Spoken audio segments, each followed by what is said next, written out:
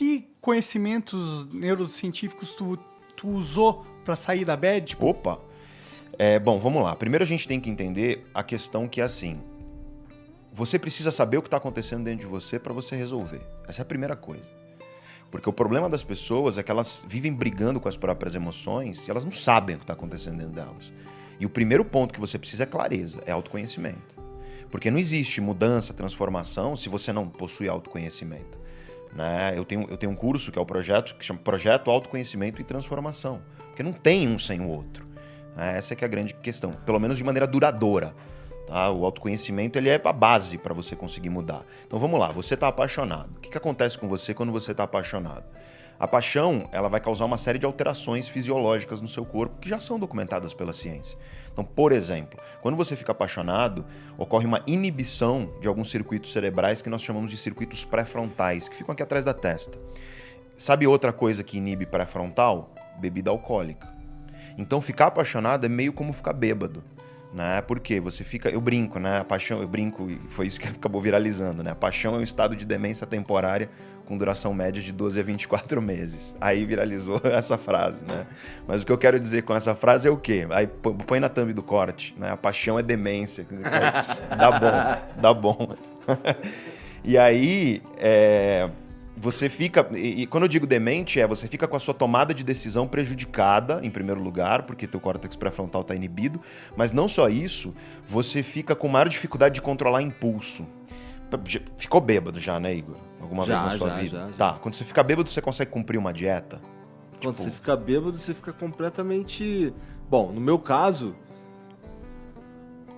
eu fico meio chatão, eu acho. Chatão? Talvez seja porque você tem um chato no seu âmago aí que vem à tona. É possível. E o seu córtex pré-frontal controla esse chato. Tá controlando o chato agora. Pode ser.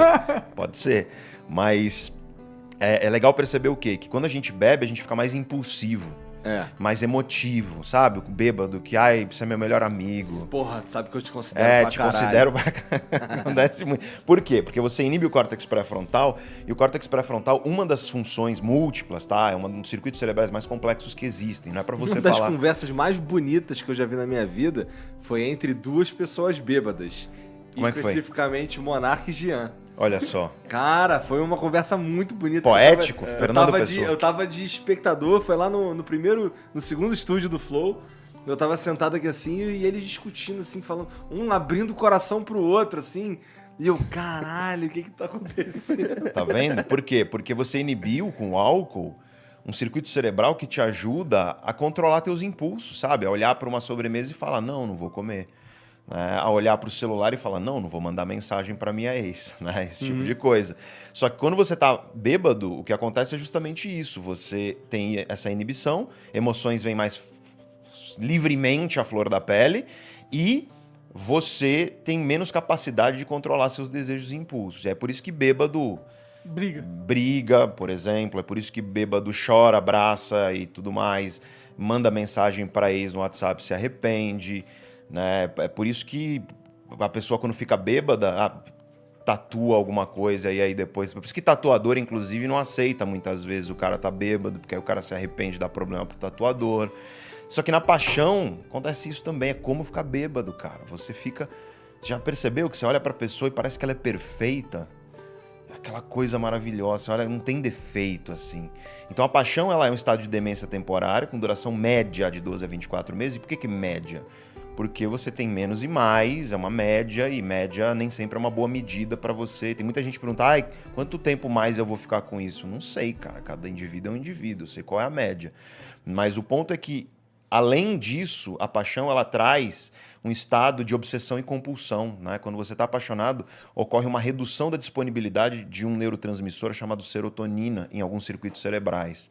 E a serotonina está muito associada a isso, a obsessão e compulsão. E aí, quando você tá longe da pessoa, você fica ansioso. Por quê? Porque você quer estar perto dela. Mas aí, quando você tá perto dela, você fica ansioso porque você quer estar bem para ela. E quando você tá longe da pessoa, você fica com ideias invasivas. Cara, definição de obsessão, ideia invasiva. Você tá no trânsito, no chuveiro, você tá trabalhando, aí você fica pensando na pessoa, cara. Você Cara, isso é a obsessão, é o que nós definimos como obsessão. E compulsão. E o que é a compulsão? Você tá com a pessoa, você não quer parar de estar com ela. Não tem um momento que você fala, não, chega, vamos dar uma pausa, a gente volta daqui a uma semana. Tipo, você quer o tempo inteiro. E aí, nesse conjunto todo, o que acontece com você? Você tá com a tua tomada de decisão prejudicada, você tá obsessivo, você tá compulsivo em relação à pessoa, você não tá enxergando defeito nela, você acha realmente que a pessoa ela é uma espécie de parece que é um pedaço seu, né? Então, quando você perde, dói. E aí vem a coisa que é necessária de se entender. Então, quando você tá apaixonado, você tá meio bêbado. E a tua tomada de decisão, ela tá prejudicada. E, portanto, o que você aprende aqui? Não toma decisão grande e importante quando você tá apaixonado. Né? Você tem que saber disso, sabe? Tipo, tatuar o nome da namorada na nádega esquerda. Aí o cara vai se arrepender. Né? Não casa quando você tá apaixonado. Porque casamento é uma coisa que é a construção de uma família que pensa num longo prazo. Essa paixão vai acabar. Se a tua relação sobreviver ao fim da paixão, aí você pode começar a cogitar construir uma família com a pessoa. Mas toma cuidado com isso, porque a paixão deixa inebriado mesmo. Só que aí vem aquilo que você falou, mas pô, o que você pode saber de si para você passar por um pé na bunda ou por uma dor emocional de término?